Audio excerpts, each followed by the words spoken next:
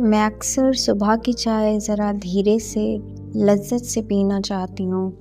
جیسے وقت میرے سامنے بیٹھا ہو اور ہم دونوں کچھ دیر ایک دوسرے سے کچھ نہ مانگیں،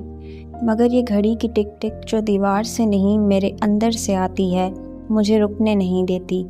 میں اکثر بس کی کھڑکی سے باہر جھانک کر یہ نظارے دیکھنا چاہتی ہوں جو میں روز ہی دیکھتی ہوں، مگر پھر بھی دل کہتا ہے کہ شاید آج کسی موڑ پر میں خود کو دیکھ لوں، مگر ذہن پر حاوی یہ سوال مجھے دیکھنے نہیں دیتے۔ یہ سوال کھڑکی اور آنکھ کے بیچ ایک پردہ بن جاتے ہیں۔ میں پھر سے دیکھنا چاہتی ہوں وہ پرانے دوستوں کے پیغامات جو جلد ملیں گے پر ختم ہو گئے تھے، الماری میں رکھی وہ کتاب جس کا صفحہ مہینوں سے نہیں پلٹا، وہ خالی کینوس جو رنگوں کے ساتھ مگر رنگوں سے خالی پڑا ہے، وہ اپنے لیے رکھا گیا وقت جو میں ہر روز کسی اور کو دے دیتی ہوں۔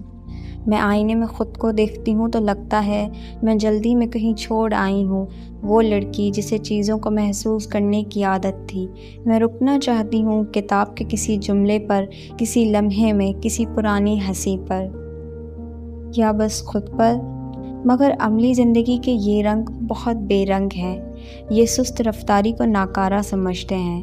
یہ زندگی ہم سے جینے کا نہیں نبھانے کا مطالبہ کرتی ہے، اور میں ہر دن چائے کے ایک ادھورے گھونٹ، بس کے ایک نامکمل منظر، ایک بند کتاب، ایک خالی کینوس